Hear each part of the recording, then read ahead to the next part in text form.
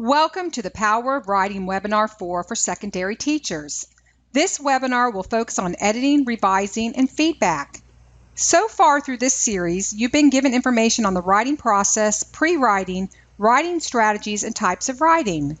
The roles and specifics of each area will be discussed, as well as some common misconceptions of these areas. There will be concrete ideas for you to use in your classroom as well. But before we get started on the details, let's take a look again at the overview of the writing process that we have discussed in the other webinars. Let's look at the recursive and reciprocal writing process you see here. I'd like you to think for a second about how this might look in your classroom. This diagram is a clear example of the recursive nature of the writing process. Too often the process is presented as a linear or lockstep process, which really violates the very nature of writing. Reading and writing are reciprocal processes, each developing fluency in the other. Remember, this slide has something that has been added to the traditional writing process, which is typically pre-writing, writing, revising, editing, and publishing. The responding piece has been added. This is where feedback is crucial for your students. We will take a look at editing, writing, and feedback in today's webinar through the lens of both the student and the teacher. First drafts don't have to be perfect, they just have to be written. Some secondary students, even your better writers, can struggle with getting something down on paper. Writing that has some emotional tie to it can be very difficult for them to see as a draft. Remember, they live in a world of 140 characters, and they write what they feel, and they hit the delete button if how they feel changes. It is important to remember that they must see the first draft as a draft that can and often needs to be improved. One way you can show to your students the best way to see the difference in a draft and a final is using your printer.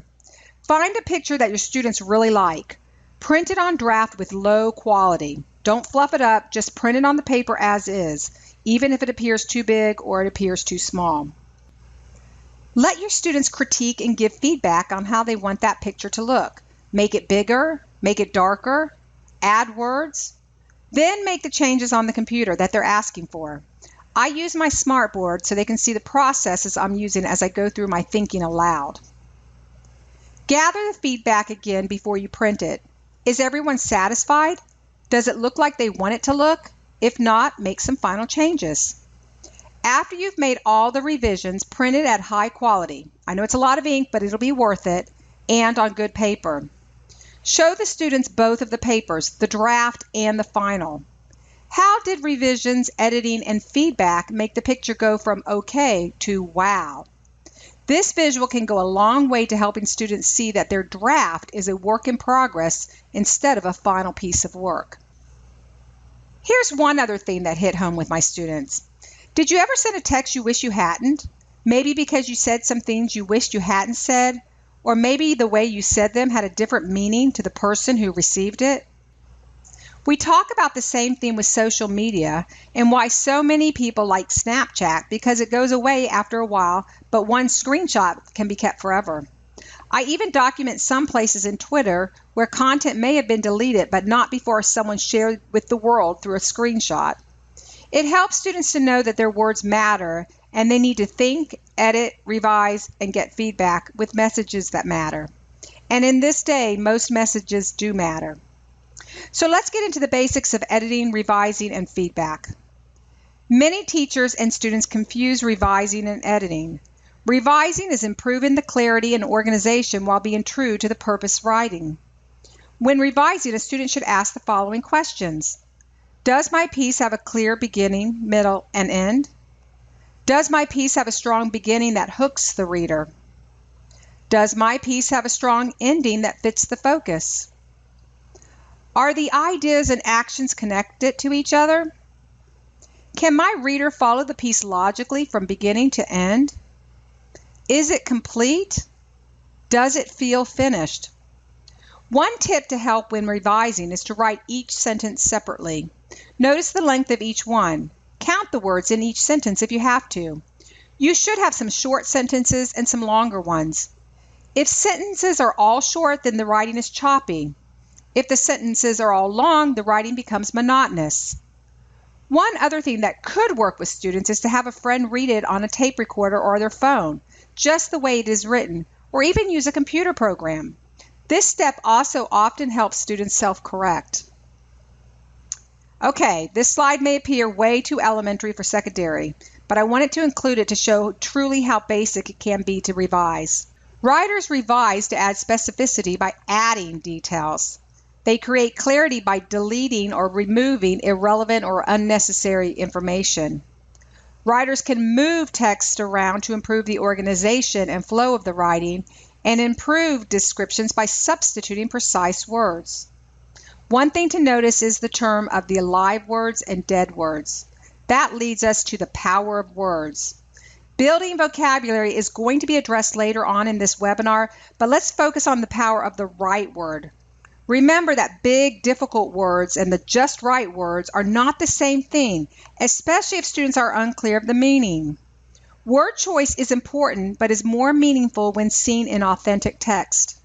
Vocabulary tiers will be discussed in our last webinar, but I would be remiss not to mention the power of words as an important piece of the revision puzzle. So let's focus for now on the difference between revising and editing. Secondary students can have a difficult time discerning between editing and revising. The acronyms on this slide, ARMS and CUPS, show the difference between editing and revising. These are by no means the only two ways to illustrate revisions, but ensure that your secondary students understand the difference. One strategy for me that has worked especially with hesitant writers is to correct them twice, revision first and then editing. It worked for some students because we could really talk about the revisions to make the content better rather than getting caught up in the weeds with any grammatical errors which may change anyway after the revision. When deciding what to use, there are a few questions to ask. What is important to you about revision? What are your non-negotiables? But don't lose sight of the forest for the trees. The revision piece, the forest, is here to make sure the work is well written, and the editing piece, the trees, ensures that what is written is coherent and has minimal errors to not interrupt the passage. Sometimes revision gets lost in a time crunch, but it is a really important piece that needs to be intentionally taught. Both pieces are impactful. Sometimes it is easier for teachers to edit because it's more cut and dry, while sometimes revision can feel subjective. Editing involves proofreading and correcting errors in grammar and mechanics. One tip to share with students is to get some distance from the text. It's hard to edit or proofread a paper that you just finished writing. It's just too familiar, and you tend to skip over a lot of errors. Another tip that seemed to work especially well for my students was to read the writing backwards. Start at the end and read to the beginning. Revision is much more personal than grammar for students. We will talk more about this in the feedback section. The link on this slide takes you to an article about what we know about effective instruction in grammar and mechanics. There is abundant research to support the instruction of conventions through the context of reading and writing. At this time, you may choose to pause this video to write down this link. Peer editing is a strategy that gives the writer fresh eyes. By exchanging papers with a peer, you can get a better sense of what rough drafts generally look like and spot errors in your own writing. It may seem intimidating, especially for students who aren't confident about their writing. But the good news is that peer editing helps everyone, writers and editors alike. Remember, Figment.com, Dropbox, and the others from Webinar 3 are good tools at this stage as well. Some teachers fear assigning writing because they think they have to grade and respond to everything. This is just not true. If the writing is informal, a journal entry, or a bit of free writing, it would be a waste of time to focus on grammar. Sometimes students learn simply from writing itself, whether or not the teacher responds to their work. It's important to distinguish two very different goals for writing. There is writing to demonstrate learning, and there is the less commonly used writing for learning. These different kinds of writings require different kinds of responses, and we will be differentiating between these in our last webinar. During time to share, students read from their writing, share what they are working on or what they want to work on. It is also a time when students share their process, where their ideas came from, what their purpose is for writing, how they use strategies taught in focus lessons in their writing. It is making their process visible. Share time is just as important to writing workshop as the focus lesson and independent writing time. Share time is another opportunity to teach and to assess. Also, coming back together as a whole group after writing builds classroom community and provides a sense of closure for your students. Let's turn our attention to feedback for a second. It can singularly be one of the most important tools for turning a reluctant writer into a confident writer. Writing can be very personal, and it's very important to remember that young writers will need not only constructive feedback, but also encouragement. Think back to your own experience as a learner. What types of responses or feedback have you received on your writing? When in school, did you revise your text and write second or third drafts, or did you only correct the surface mistakes? How did your teachers mark the mistakes?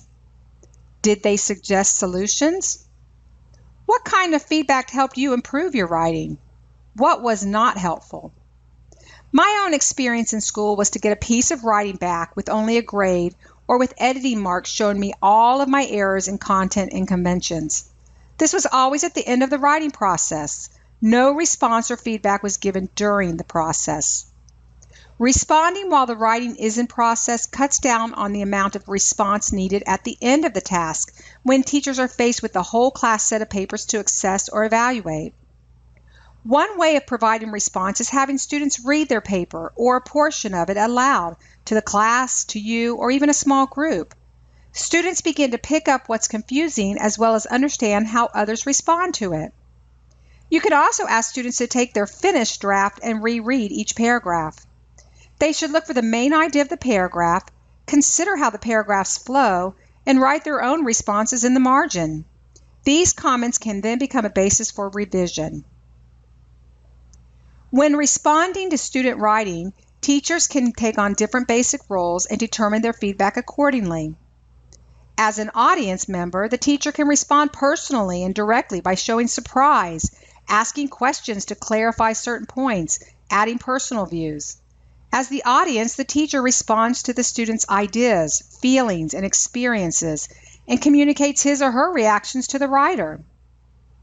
As assistants, teachers help students improve their text by giving specific feedback.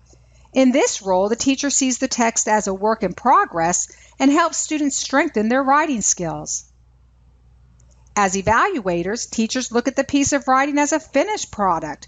They comment on the learner's performance in content, organization, grammar, and vocabulary. Conferencing is at the heart of helping students develop support and elaboration in their writing. Students can learn to revise by asking questions about their writing and the writing of others during conferences with the teacher and with peers. Teachers can first model how to ask questions to add more information, from general requests to tell me more, to more specific who, what, when, where, why, and how questions. Once students have learned to ask questions about their own writing, they can learn to add information and delete irrelevant details that weaken the writing and to make details more specific and concrete. A word of caution when given assignment details for number of words, ensure that students are choosing quality over quantity. At first, it is hard to know what to say when conferencing with a student writer. Starting with these questions is a good start. How's it coming along? Is there anything I can help you with? Try to find out if they are having a specific problem that you can help them with. What are you going to do next? This is the best question of all because it focuses the student's attention on what they need to do next, something that many writers don't give much thought to. Do you feel like you have covered the prompt or purpose of the writing? Did you make your point? What would be an area you could strengthen? It is also helpful to have a checklist to ensure the conference doesn't stray too off course and all questions have been answered. Of course, it will have to be flexible to customize the conference to the student. Peer conferencing is not easy for learners at first and must be introduced and practiced. The first peer comments may be very general. Students who have received helpful feedback from their teacher will easily learn this skill by imitating their teacher's feedback behavior.